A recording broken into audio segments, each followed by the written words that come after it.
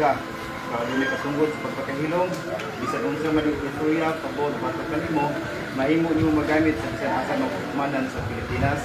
Arestado ang isang individual sa kanasang buy-bust operasyon ng mga operatiba ng Osamis City PNP sa Barangay Baybay, San Roque, Osamis City, Misamis Occidental nito lamang ika-19 ng Agosto taong kasalukuyan. Kinilala ni Police Lieutenant Colonel Harvey Villanosa, officer in charge ng Osamis City Police Station, ang suspect na si alias Daryl, lalaki, isang therapist at residente ng nasabing lugar.